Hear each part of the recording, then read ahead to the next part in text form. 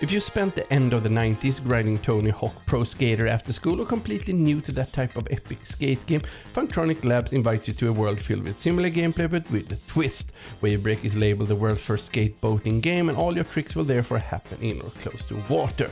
With many things being in favor for a thunderous success, there are still some parts making the game an uneven experience. It's time to review Wavebreak on the Nintendo Switch. Do an arcade-style skateboating game need a story? Probably not, and that is alright. There is a set background story of being in an explosive 80s crimes-filled Miami Vice-themed world. Just to be clear, we are not talking about the TV show now, no, even the drink. And even if all of us that saw the original show back in the 80s would love for Sonny Crockett or Rico Tubbs to do a guest appearance, I still have not found them. If you do, please drop a comment below and tell me where. I think most of us start our first floating moves into the world of Wavebreak with the single-player campaign and its tutorial. It's also now, after a couple of minutes, you will realize that this is not a game filled with easy tricks and slick boat travel. Instead, you will struggle for a while trying to land the first couple of tricks needed to pass the mandatory tutorial. There are tricks to land and jumps to execute to rack up the skills to reach the actual campaign. The most important part of the game is the gym. And it's where you should head as soon as you get your hands on some money, otherwise you will find the challenges really hard to complete. Most of the furry characters need some upgrades to the skills to make it playable as a newbie, so I wonder if not the tutorial should have the upgrades in place just to pass it without wondering upon your own level of skills for this type of game. When you eventually leave the tutorial, you will also land into the first challenges of a series you have to complete to further progress to the next location. There is usually enough time to complete one or two of them before the time runs out and you get the chance to either hit the gym or go for another challenge. Do you remember when playing Tony Hawk Pro Skater, there's always was a trick you could land if you fail your initial one by pressing all the buttons?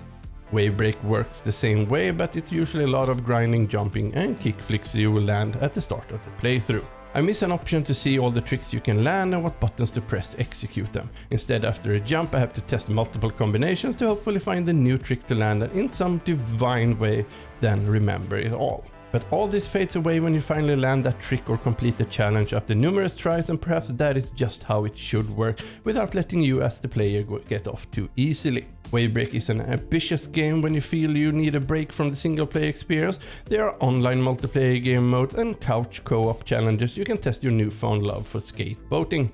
And just like PlayStation requires PlayStation Plus membership for some online gameplay, you need a Nintendo Switch online membership to compete in, for example, Team Deathmatch Online. I was curious about the local team deathmatch experience since I was interested in the capacity of the Switch to handle my crazy erratic riding plus local hosted opponents all at the same time. And even if the enemies kindly let me win, there were some brief moments where my Switch had a bit of shorter lag occurrences from time to time rendering it all. Having the CPU player doing the same amount of crazy riding and shooting at each other is probably a challenging task for a Nintendo Switch.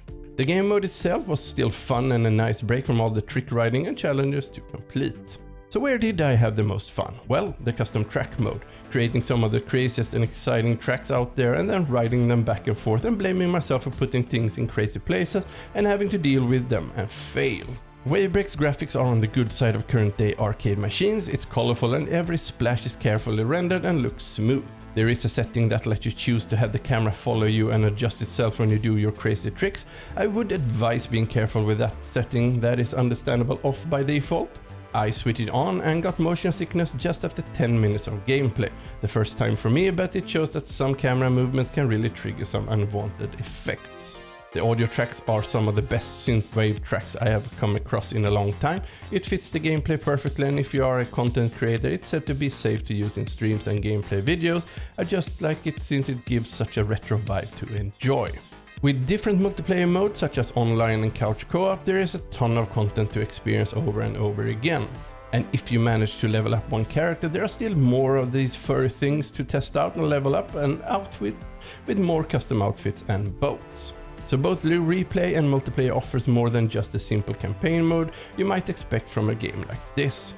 You still need to own a Nintendo Switch Online membership to face off over the internet, and there are no crossplay possibilities, you can't battle it out with players on other consoles or PC.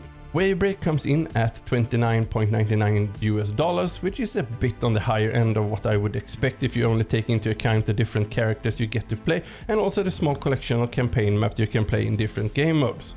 But then it would be madness to not take into account the multiplayer mode and track builder that is included, and if you like that kind of thing this might not be as bad as it sounds. But if you only want a story campaign and hope for a lot of locations to play, Wave break is not quite at all you can hope and wish for. So if you are willing to build your own tracks or grind to level up all the characters and get more custom gear for your characters, you get a lot more playtime for that price and a lot more hours of gameplay. Wave break brings all the skateboarding action that Tony Hawk Pro Skater fans never knew they needed, and even if the camera angles can sometimes become your biggest challenge, the fun multiplayer mode and even better track builder let you challenge yourself and your friends online or in couch co-op for many hours to come.